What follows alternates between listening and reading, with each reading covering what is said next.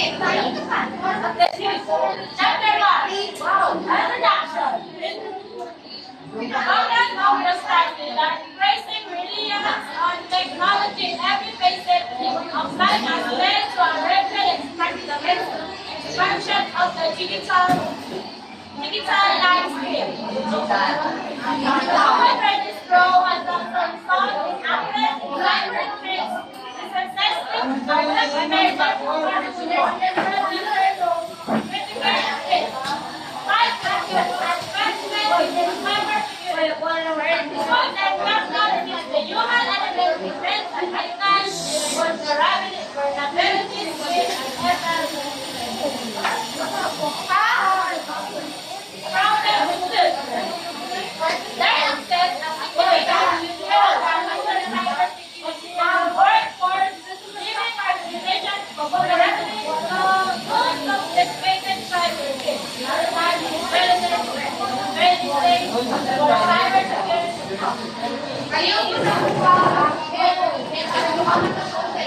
Wah, makai hidup wah.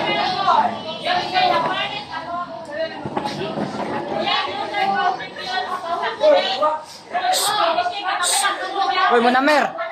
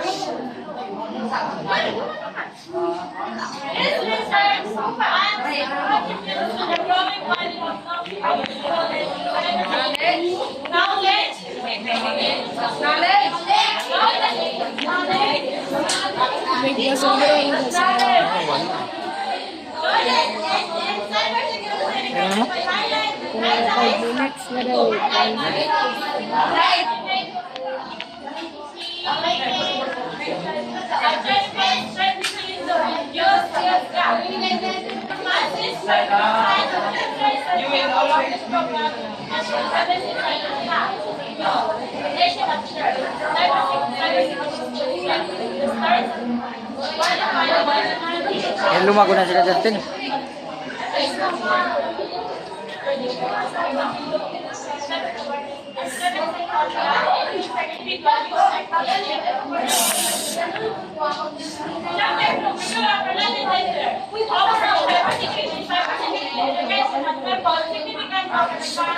Managerial skills. However, borrowers of our past access,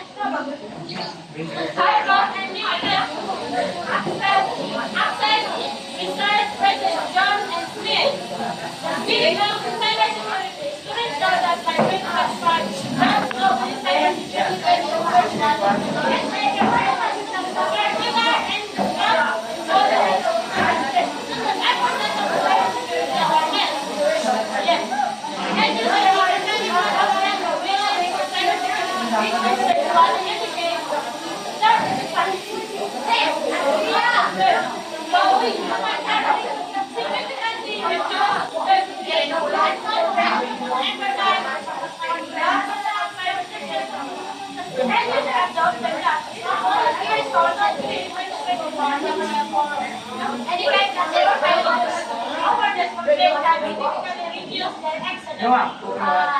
best practice in cybersecurity. National expectation, including segmentation based. Question number 1. Can you explain the core problem your research addresses and why it's significant? My research address briefly describes the research question. This study is significant significant because or requires a collective decision. Acknowledge God. Number 2, what are the main limitations of your methodology and how does the limitations influence your findings? The key limitation includes small sample size or bias in data collection. This limitation may have influence spending by explain potential impact. Third question, how did you ensure the validity and reliability of your data collection methods?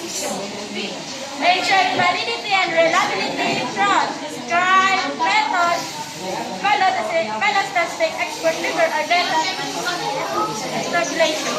Number 4, could you elaborate on the statistical analysis you employed and justify your choice of techniques? I employ technique regression, analyze, or content analyze because justify choice and citability for data type. Number 5, what are the most significant findings you research and how do they contribute to the existing body of knowledge? The most significant findings indicate and summarize main results. This contributes to effect knowledge. Number 6, did your research uncover any unexpected results? How did you interpret these and what were their implications? Unexpectedly described surprising findings. This we are interpreting as explain.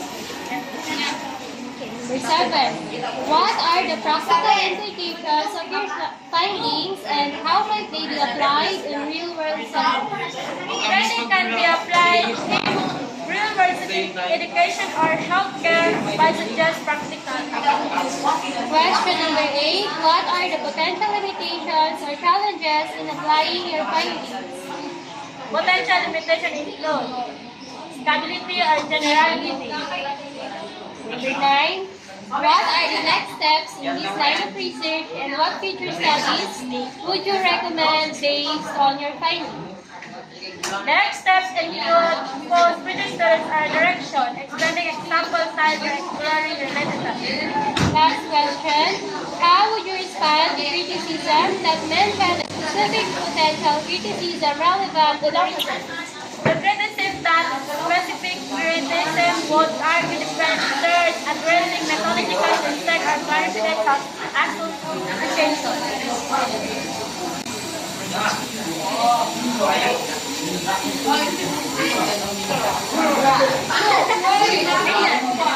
Congratulations!